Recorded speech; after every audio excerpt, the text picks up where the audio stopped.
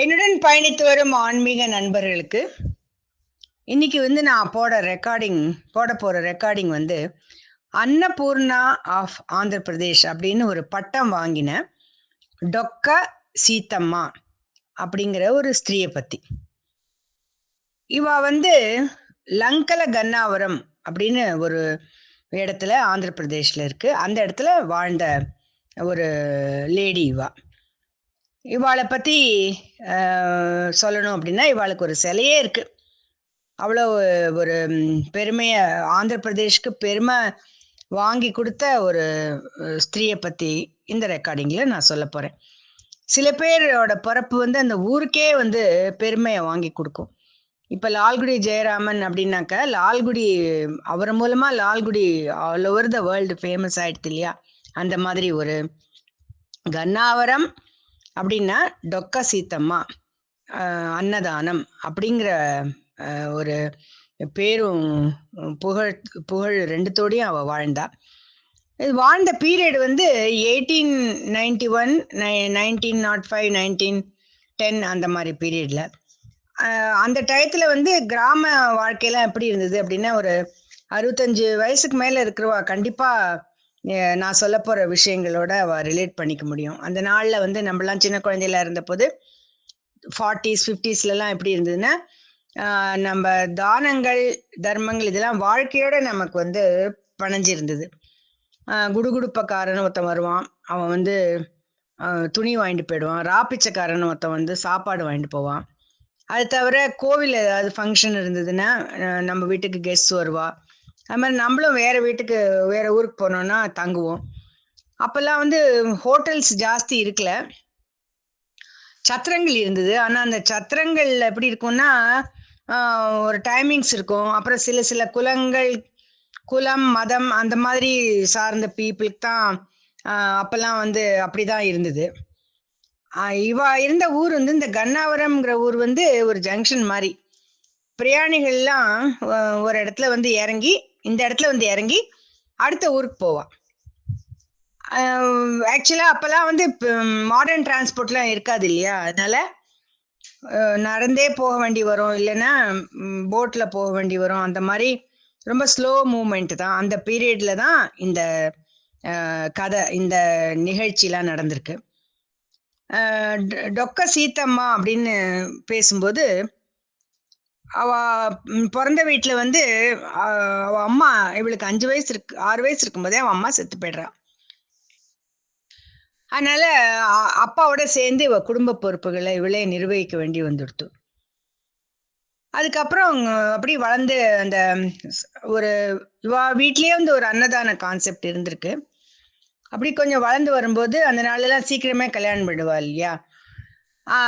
அந்த மாதிரி ஒரு வழக்கம் இருந்த கிராமம் தான் அது. அப்போ இவ வீட்டுக்கு ஒரு கெஸ்ட் வருவா.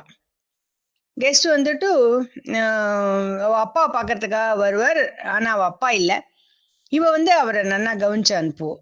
அப்போ அவர் இந்த பொண்ணை நான் கல்யாணம் பண்ணிக்கிறேன் அப்படின்னு நல்ல வசதியுள்ள ஒரு நல்ல வைதிக குடும்பத்தில் இருக்கிற ஒருத்தர் இவளை கல்யாணம் பண்ணிட்டு கூட்டின்னு போயிடுவார். இவ கணவனும் மனைவி 2 பேருமே அன்னதானத்தில் ஈடுபட்டா. முக்கியமான விஷயம் என்ன இங்கே நான் சொல்லிக்க ஆசைப்படுறேன் அப்படின்னா, எந்த ஒரு நல்ல காரியம் பண்ணணும்னாலும், ஒரு ஹஸ்பண்ட் அது பண்ணணும்னு நினச்சாலும் ஒய்ஃப் பண்ணணும்னு நினச்சாலும் 2 பேருக்குள்ள மனப்பொருத்தம் இருந்தால் தான் அது பண்ண முடியும். பண வசதி வேணும், மனப்பொருத்தம் 2ம் வேணும். அந்த மாதிரி இருந்தால் தான், குழந்தைகள் இருந்தாலும் சரி, வயசானவ இருந்தாலும் சரி, ஒரு ஃபேமிலியில் ஒரு கோஆப்ரேஷன் இருந்தால் தான் எந்த காரியம் ஆனாலும் செய்ய முடியும் அப்படிங்கிறது என்னோட ஒப்பீனியன். அது கரெக்டு தான். இவ வீட்டில் நல்லபடியாக அவளுக்கு ரொம்ப அதிர்ஷ்டம். அவளோட கணவன் ரொம்ப இவளுக்கு உறுதுணையாக இருந்தான் அந்த விஷயத்தில். நிலம் புலன்கள்லாம் நிறைய இருந்தது, அதனால் பணத்துக்கும் ப்ராப்ளம் இருக்கல. அப்படி கொஞ்சம் கொஞ்சமாக அன்னதானம் பண்ண ஆரம்பித்து ஸ்லோவாக சத்திரங்களை விட இவ பெரிய லெவலில் அன்னதானம் பண்ண ஆரம்பிச்சிட்டா. மதம், குலம், ஜாதி, அதுக்கப்புறம் வயசு, நேரம் எதுவுமே கிடையாது, டிஸ்கிரிப்ஷனே கிடையாது. யார் வந்தாலும் எந்த டயத்தில் வந்தாலும் சாப்பாடு கிடைக்கிற மாதிரி ஒரு ஏற்பாடு பண்ணிட்டா. அது எந்த மாதிரி விருந்தோம்பல் பண்ணினா அப்படின்னா, பெரியவா வந்தா அவளுக்கு வந்து மோர், சின்ன குழந்தைகள் வந்தா அவளுக்கு பால், அவ உடம்பு சரியில்லாம இருந்தா அவளுக்கு பத்திய சமையல், அதுக்கப்புறம் நார்மல் சமையல். இந்த மாதிரி வந்து விதவிதமா பண்ணி உபசரிப்பு வேற அதுல. ஒருத்தரையும் இன்னும் கொஞ்சம் சாப்பிடு, இன்னும் கொஞ்சம் சாப்பிடுன்னு வேற உபசரிப்பா.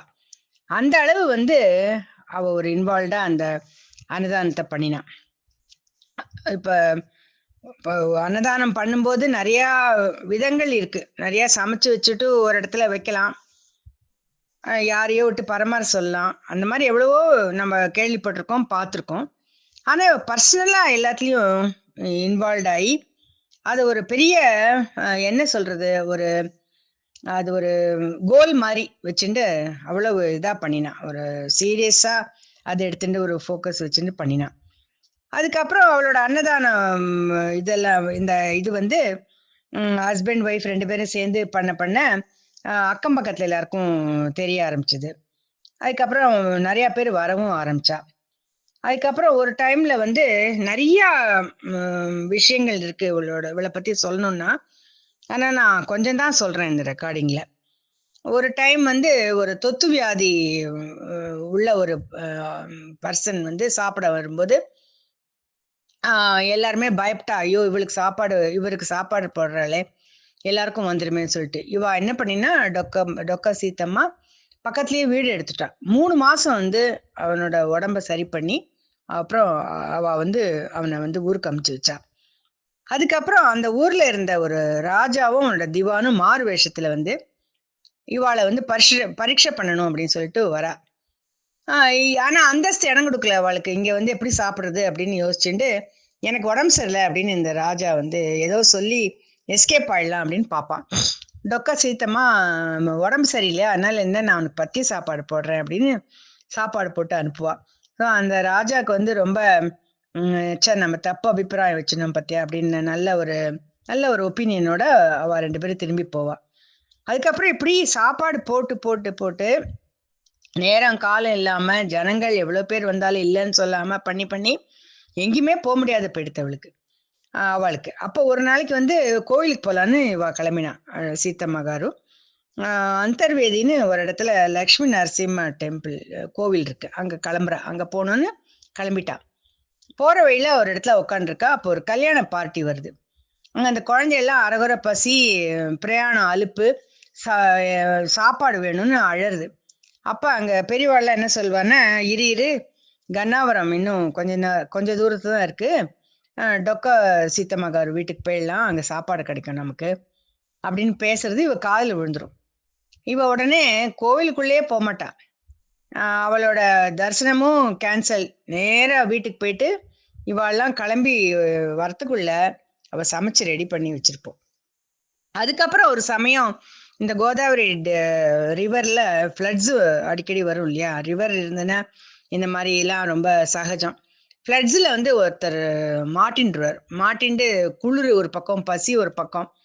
இப்போ சீத்தம்மா அப்படின்னு சொல்லிட்டு கூப்பிடும்போது அது காலில் விழுந்துடும். உடனே ஹஸ்பண்ட் கிளம்புங்க போகலாம், அவருக்கு பசி போல் இருக்கு, சாப்பாடு எடுத்துக்கலான்னு ஒரு லாந்தர் விளக்கு, சாப்பாடு எல்லாத்தையும் எடுத்துட்டு அவனை மீட் பண்ணுறதுக்கு போவா. ஹஸ்பண்ட் சொல்வார், இரு கார்த்தால போகலாம், இப்போ என்ன இவ்வளோ லேட்டாக எடுத்து எப்படி போகிறதுன்னு. அவன் கார்த்தால வரைக்கும் உயிரோடு இருப்பானான்னு கூட தெரியாது அப்படின்னு சொல்லிட்டு அவனை போயிட்டு அவனுக்கு அவட பசியை ஆற்றிட்டு கம்பளிலாம் கொடுத்துட்டு திரும்பி வருவான். கம்பளி பசி அதோட இல்லை, வீடு வந்து யாருக்காவது கல்யாணத்துக்கு இடம் வேணும் அப்படின்னா என்னோட ஹாலை யூஸ் பண்ணிக்கோங்க கல்யாணத்துக்கு அப்படின்னு சொல்லிட்டு அந்த மாதிரிலாம் கூட இன்னொருத்தருக்கு வந்து உதவி பண்ணிட்டு இருந்தா. அவ வந்து அவளோட லைஃப்ல எல்லாரையுமே ஒரே மாதிரி விஷ்ணு ரூபமா பாக்குறா. எந்த பேதம் இல்லாம, ஜாதி மத வேறுபாடெல்லாம் இல்லாம பண்றா. அதுதான் ஒரு பெரிய விஷயம். அதுக்கப்புறம் ஒரு நாளைக்கு ஒரு பிரம்மச்சாரி ஒருத்தர் வர்றார் வீட்டுக்கு. வந்துட்டு சாப்பிட உட்காந்துட்டு, இந்த மாதிரி எனக்கு ஒரு சின்ன ப்ராப்ளம் இருக்கு, நீங்க போட்டு உங்ககிட்டேருந்து எனக்கு ஒரு செயின் வேணும், நான் வந்து ஒரு பொண்ணை கல்யாணம் பண்ணிக்க போறேன், அந்த செயின் கொடுத்தாதான் எனக்கு கல்யாணம் ஆகும் அப்படின்னு சொல்வார் அவர். இவா உடனே என்ன பண்ணுவா, அதாவது ஆக்சுவலா அன்னதானம் பண்ணி பண்ணி அவளுக்கே சாப்பாடு இல்லாத நிலைமை வந்துடுத்து. அவகிட்ட இருந்தது கடைசியில ஒரே ஒரு செயின் தான். அவர் என்ன சொல்லுவார், நீ செயின் கொடுத்தாதான் நான் சாப்பிடுவேங்கிறார். அது அடுத்த கட்டத்துக்கு அவர் போயிட்டார். சரி நீ சாப்பிடுன்னு சொல்லிட்டு சாப்பாடு போட்டுட்டு அந்த செயினை கட்டி கொடுத்துருவா. அவ போனதுக்கு அப்புறம் பார்த்தா அந்த செயின் அங்கேயே இருக்கும். அன்னைக்கு அவளுக்கு கனவுல விஷ்ணு நான் தான் இந்த பிரம்மச்சாரி ரூபத்துல உங்க வீட்டுக்கு சாப்பிட்டேன் அப்படின்னு சொல்லுவார். இப்படி அவ அன்னதானம் பண்ணி பண்ணி சாப்பாட்டுக்கே கஷ்டம்னு சொன்னேன் இல்லையா? அப்ப இப்படி யோசிச்சுட்டு இருக்கும்போது அன்னைக்கு சாயந்தரம் அவ ஹஸ்பண்ட் நிலத்து பக்கம் போயிட்டு ஏதோ நிலத்தை தோண்டுவார். வேற ஏதோ விஷயமா போய் தோண்டும் போது ஒரு பெரிய பானை கிடைக்கிறது. பானைக்குள்ள நிறைய தங்க நாணயங்கள்லாம் கிடைக்கிறது. அது எல்லாத்தையும் எடுத்துன்னு திருப்பி நல்ல ஒரு கவலை இல்லாம சுபிட்சமா அவ அன்னதானம் பண்றா. இதுக்கு நடுவுல எட்வர்டுன்னு ஒரு பிரிட்டிஷ் அபிஷியல் ஒருத்தர்.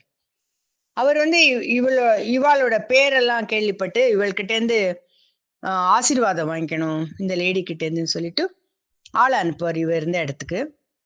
இவ சொல்லுவோம், நான் பேருக்காக பண்ணல, அங்க போயிட்டு வந்தேங்கிற புகழுக்காகவும் நான் பண்ணல. நான் பண்ற நோக்கம் வேற. எனக்கு இதுலேருந்து எனக்கு எதுவுமே எதிர்பார்ப்பு கிடையாது, அதனால நான் அங்கெல்லாம் வரமாட்டேன் அப்படின்னு சொல்லுவோம். ஆனா வந்த அஃபிஷியல்ஸ் அட்லீஸ்ட் நீங்க வரலனாலும் போட்டோவாவது கொடுங்க அப்படின்னு சொல்லி கேட்பா. சரி அந்த ஒரு புகைப்படம் மாதிரி ஒன்று எடுத்துட்டு ஒரு போர்ட்ரேட் மாதிரி இருக்கும், அதை எடுத்துன்னு போயிட்டு எட்வர்டு கிட்ட கொடுத்த உடனே அவர் அந்த போட்டோவை வச்சு அவர் இவகிட்ட இந்த ஆசீர்வாதம் வாங்கி அவர் தனக்கு ஏதோ ஒரு ஃபங்க்ஷன் வச்சுருப்பார், அதை பண்ணி இவளுக்கு அவ்வளவு மரியாதை கொடுத்து அவ நடத்தினா. இவளுக்கு அவ்வளவு மரியாதையோட நடத்தினா அந்த நாள்ல. அதுக்கப்புறம் வயசு ஆயின்றிருக்கு, உடம்பும் முடியாத போயிடுது. அதனால வீட்டில் இருக்கவா எல்லாரும் கொஞ்சம் கொஞ்சம் சப்போர்ட்டுக்கு கொஞ்சம் ஆள்களுக்கு சமைக்கார அந்த மாதிரி வைக்கலாம் அப்படின்னு சொல்லிட்டு வைக்கிற. அப்ப கூட அவளையும் மேற்பார்வை பண்ணி எல்லாம் சரியா போறதா அப்படின்னு கடைசி இது வரைக்கும் பீரியட் வரைக்கும் அவ அவ்வளவு ஒரு கவனத்தோட இந்த அன்னதானத்தை பண்ணினா அப்படின்னு சொல்லி இந்த ரெக்கார்டிங்கை இதோட நான் முடிக்கிறேன். எல்லாத்தையோட ஒரு முக்கியமான பாயிண்ட் என்ன அப்படின்னா, இவ இறந்த பிறகு இவளோட ஜோதி உடம்புலேருந்து கிளம்பி போனதா கொஞ்சம் பேர் பார்த்துருக்கா. இது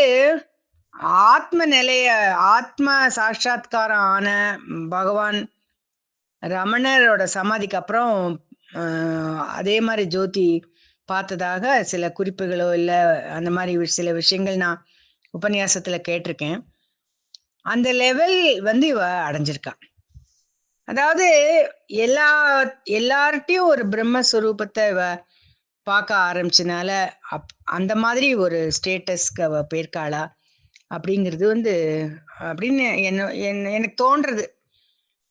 இந்த மாதிரி ஒரு பெரிய ஒரு உத்தமியோட ஒரு புண்ணிய ஆத்மாவோட நினைவுகளை நான் உங்களோட பகிர்ந்து கொண்டதுக்கு எனக்கு ரொம்ப சந்தோஷம்.